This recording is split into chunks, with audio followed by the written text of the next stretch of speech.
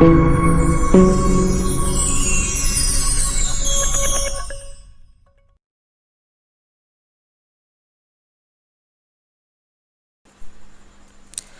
Friends, हमारी channel techno silence study पर आपका स्वागत है। दोस्तों, आज हम वीडियो में बात करेंगे ASP.NET में डेटाबेस कनेक्टिविटी के बारे में। दोस्तों, हम एक रजिस्ट्रेशन फॉर्म बनाएंगे और उसमें से एक डेटाबेस को डेटाबेस में स्टोर कराएंगे। जो भी डेटा हम फॉर्म में ऐड करेंगे और उसको सबमिट करने पर दोस्तों ये सारे डेटा है वो डेटाबेस में स्टोर कराना है। तो चलो दोस्तों, हम डेटाबेस कनेक्टिविटी कराते हैं।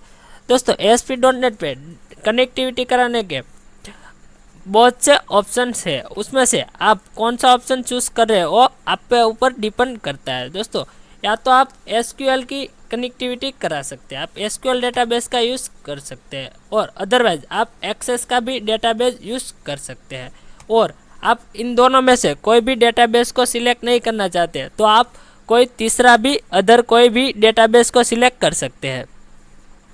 तो दोस्तों, आज हम वीडियो में एक एक्सेस का डेटाबेस बनाएंगे और उसमें डेटा को स्टोर कराएंगे। सबसे पहले दोस्तों, हमें यहाँ पे माइक्रोसॉफ्ट एक्सेस है उसको ओपन कर देना है। यहाँ पे एक्सेस को ओपन कर लेना है और उसमें एक डेटाबेस बनाना है। सबसे पहले हम अपना जो फॉर्म बनाया हुआ है उसमें हम देख लेते हैं कि उसमें कौन कौन से फील्ड लिए गए हैं। ये जो हमने फॉर्म बनाया है उसको एक बार रन करके दोस्तों देख लेते हैं कि अच्छे से रन कर रहा है या नहीं। पे रन करेंगे दोस्तों, ये देखिए मेरा जो साइन अप यानी कि रजिस्ट्रेशन वाला फॉर्म है वो ओपन हो गया। उसमें जो name, email, user name, password और रीपासवर्ड उसको हमें स्टोर कराना है डेटाबेस में। तो दोस्तों, अभी के लिए इसको रिमूव कर देते हैं और जो डिबग है उसको स्टॉप कर देते हैं और यहाँ पे जो एक्सेस पे आ जाते हैं। एक्सेस पे दोस्तों आने के बाद जो ब्लैंक डेटाबेस का ऑप्शन है उस पर हमें क्लिक करना है और यहाँ पे डेटाबेस का नाम दे देना है। यहाँ पे डेटाबेस का नाम दोस्तों मैं sign up underscore JK database का नाम दे देता हूँ और कौन सी ड्राइव में मैं सेव कराना चाहता हूँ यहाँ पे लोकेशन दे देना है। हम यहाँ पे D ड्राइव का लोकेशन दे देते हैं और यहाँ पे फॉर्मेट पे दोस्तों यहाँ पे अगर आप एक्सेस का डेटाबेस यूज कर रहे हैं तो यहाँ पे 2000 वाला फॉर्मेट सिलेक्ट करना आवश्यक है। यहाँ पे 2000 वाला फॉर्मेट सिलेक्ट कर देना है। उसके बाद ओके वाले बटन पे क्लिक कर देना है। उसके बाद जो क्रिएट डेटाबेस है उस पर क्लिक करना है। जैसे क्रिएट वाले डेटाबेस पे दोस्तों हम क्लिक करेंगे, यहाँ पे हमारा जो डेटाबेस है वो ओपन हो जाएगा। यहाँ पे सबसे पहले जो टेबल नज़र आ रहा है यहाँ पे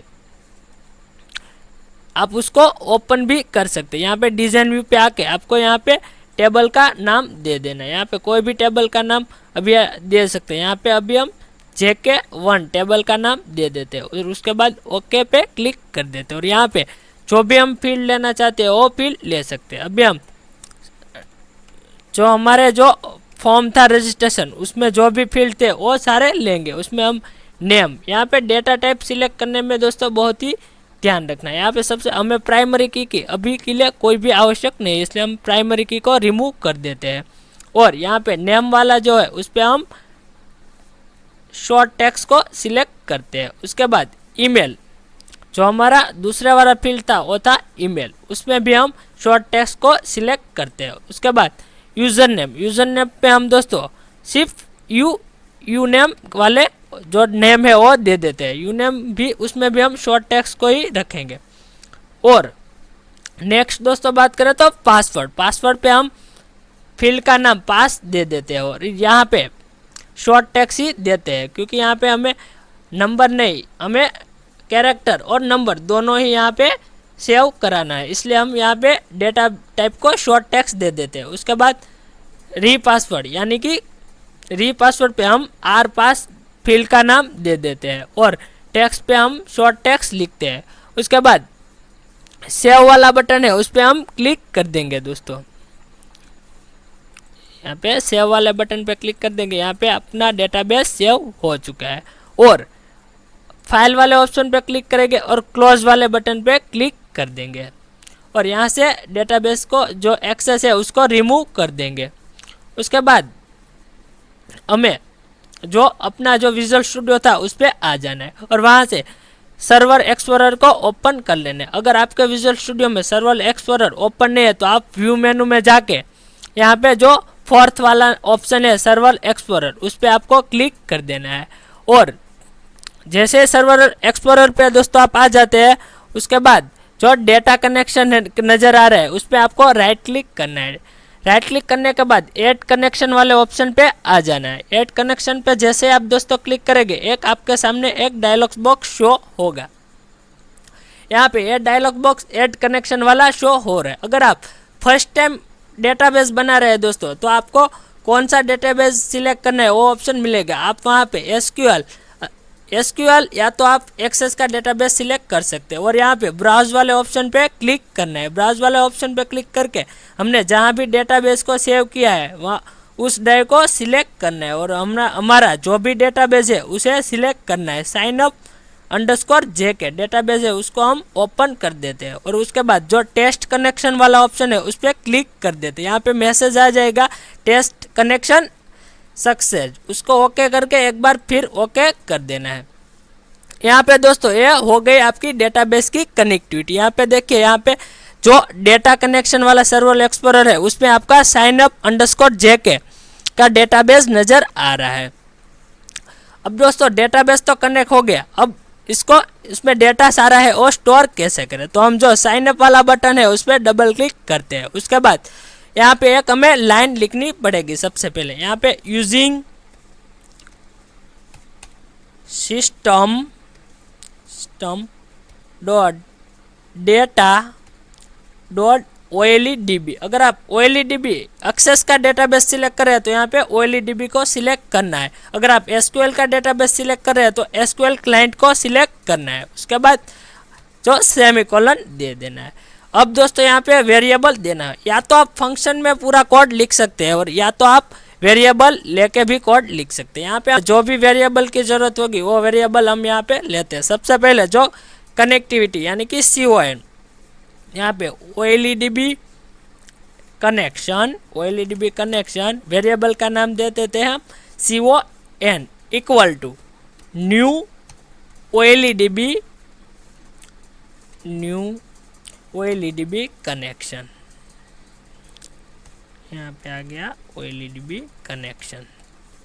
उसके बाद नीचे अब हमें एक स्ट्रिंग की ज़रूरत पड़ेगी। हम स्ट्रिंग str वेरिएबल को ले लेते हैं और उसके बाद हमें OLEDB कमांड यानी कि OLEDB कमांड वाला ऑप्शन है उस पर हमें क्लिक कर देना। कमांड को हम दे देते हैं CMD। बस दोस्तों हम अभी के लिए हमें 3 ही वेरिएबल की ज़रूरत होगी। आगे जो भी वेरिएबल की ज़रूरत होगी उसे हम सिलेक्ट कर लेंगे।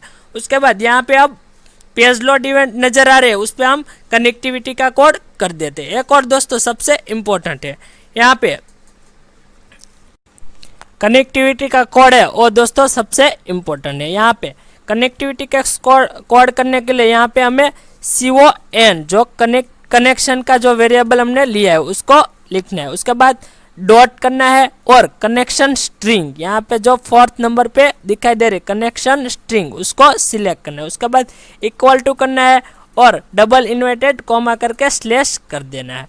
और यहाँ पे जो भी हमने पाथ कनेक्टिविटी डेटाबेस बनाया है उसका पाथ यहाँ पे लिखना है। दोस्तों डेटाबेस का पाथ है उसको कॉपी कैसे करें, तो यहाँ पे जो भी सर्वर एक्सप्लोरर पे आ जाना है और जो भी हमारा डेटाबेस है साइन अप अंडरस्कोर जेके उस पर राइट क्लिक करना है। राइट क्लिक करने के बाद प्रॉपर्टीज वाले ऑप्शन पे आ जाना है। प्रॉपर्टीज वाले ऑप्शन पे आ जाते हैं तो यहाँ पे आप देखिए जो कनेक्शन स्ट्रिंग का पहला ऑप्शन नजर आ रहा है वहाँ पे Ctrl+A करके पाथ को पूरा सिलेक्ट कर देते हैं और कॉपी वाले ऑप्शन पे क्लिक कर देते हैं और यहाँ पे हम पेस्ट कर देते हैं। यहाँ पे पूरा पाथ पेस्ट हो गया। यहाँ पे दोस्तों हमें एक सिर्फ स्लैश है उसको डबल स्लैश कर देना है। उसके बाद पाथ यहाँ पे लिखने के बाद जो उसके नीचे है कनेक्शन को हम ओपन करा देते हैं। कनेक्शन डॉट ओपन, ये दोस्तों यहाँ पे कनेक्शन ओपन हो चुका है। कनेक्शन ओपन हो जाए उसके बाद जो भी बटन वाली इवेंट है उस पर आ जाने। बटन वाली इवेंट है दोस्तों कोई भी कोड करने से पहले दोस्तों ट्राई कैच ब्लॉक से जो एक्सेप्शन है उसको लिखना आवश्यक है उसमें, क्योंकि आपकी जो भी एरर आएगी तो पहले ट्राई कैच बॉक्स में दिखाई देगी। आपका प्रोग्राम है वो रन तो होने ही देगी, इसलिए सबसे पहले हम ट्राई कैच ब्लॉक है उसको लिखते हैं। Try catch blocks.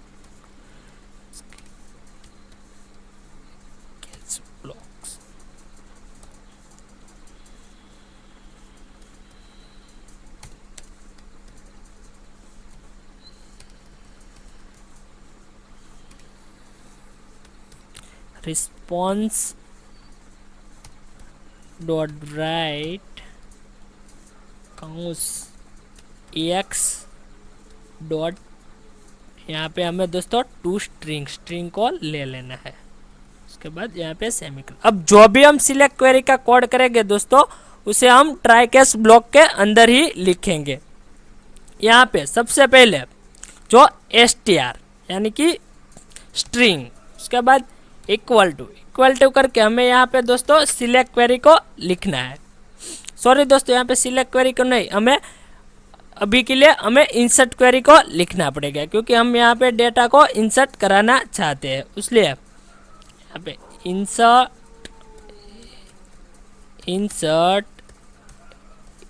इनटू जो भी टेबल का नाम है, जो भी इंसर्ट क्वेरी है, insert into table name, values और फील्ड नेम और डेटा। उसमें इंसर्ट इनटू हमने जो भी टेबल का नाम दिया। अगर आपको टेबल का नाम नहीं पता है दोस्तों, तो आप यहाँ पे जाके देख सकते हैं। मुझे तो पता है JK1 मैंने टेबल का नाम दिया हुआ है। यहाँ पे इंसर्ट इनटू, तो दोस्तों आपने कैपिटल में नाम दिया तो नाम कैपिटल में ही लिखना है। Insert into JK1 equal to values. और उसके बाद यहाँ पे दोस्तों सबसे ज़्यादा ख्याल रखना है, आप यहाँ पे जब क्वेरी लिख रहे होते हैं तब यहाँ पे ID नेम, आपने अगर टेक्स्ट बॉक्स या लेबल जो भी ID दी है उस ID को लिख के रखना है। और ID का नाम दोस्तों ऐसे ही देना है, जो भी आपका फील्ड का नाम है वही आपको ID का नाम देना है, क्योंकि आपको दिक्कत ना हो। यहाँ पे अगर स्ट्रिंग वेरिएबल यानी कि स्ट्रिंग है फील्ड, तो यहाँ पे सबसे पहले सिंगल कॉमा और उसके अंदर डबल इन्वर्टेड कॉमा और उसके अंदर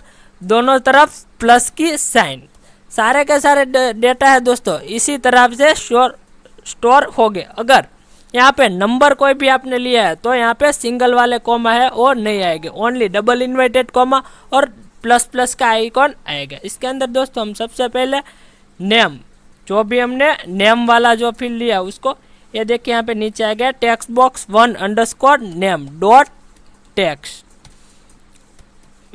उसके जैसे नेम लिया है उसके जैसे ही यहाँ पे अब ईमेल को भी हम स्टोर कराएंगे। यहाँ पे text box 2_email dot text.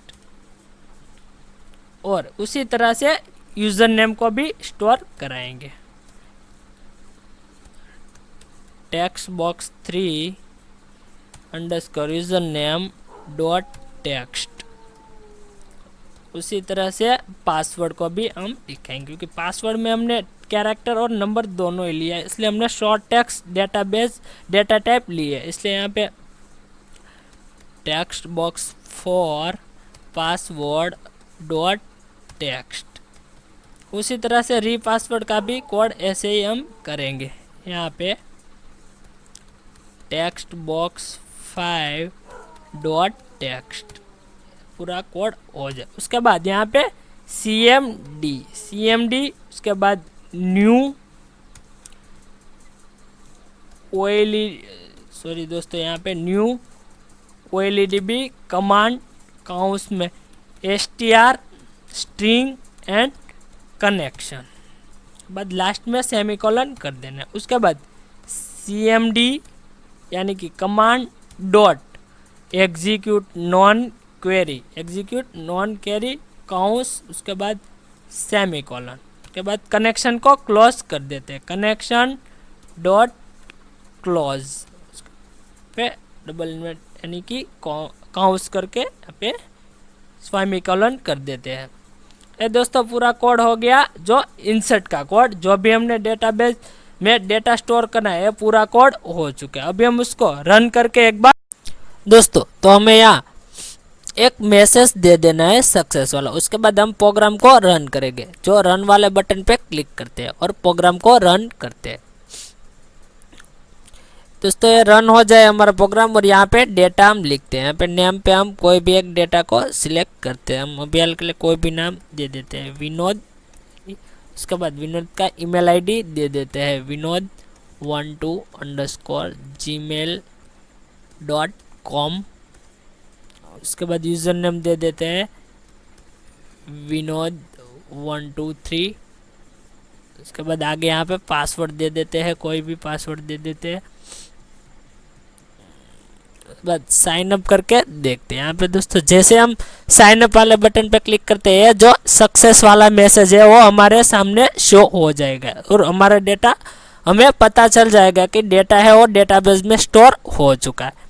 तो दोस्तों हम एक बार डेटाबेस में जाके भी हम डेटा को देख लेते हैं। यहाँ से हम माइक्रोसॉफ्ट एक्सेस है उसको ओपन कर लेते हैं। यहाँ पे माइक्रोसॉफ्ट एक्सेस को ओपन कर लेते हैं और यहाँ पे जहाँ पे हमारा डेटाबेस है उसको ओपन करते हैं। यहाँ पे जो JK1 हमारा टेबल का नाम है उस पर क्लिक करके ओपन वाले बटन पे क्लिक करते हैं। देखिए दोस्तों यहाँ पे विनोद, उसका user name, email ID, password और रीपासवर्ड सारे के सारे डेटा यहाँ पे डेटाबेस पे स्टोर हो चुके हैं। तो ये थी दोस्तों डेटाबेस कनेक्टिविटी। दोस्तों आपको वीडियो पसंद आया हो तो वीडियो को लाइक करो, शेयर करो और कमेंट करो। और अभी तक आपने हमारी चैनल टेक्नोसाइल स्टडी को सब्सक्राइब नहीं किया है तो प्लीज़ दोस्तों हमारी चैनल टेक्नोसाइल स्टडी को सब्सक्राइब कर दीजिएगा और बेल आइकन के बटन को प्रेस कर दीजिएगा, ताकि जब भी न्यू वीडियो अपलोड हो तो उसकी नोटिफिकेशन बहुत ही जल्द आपको मिल जाए। दोस्तों बहुत जल्द मिलेंगे एक न्यू वीडियो में एक न्यू टॉपिक के साथ। थैंक यू दोस्तों।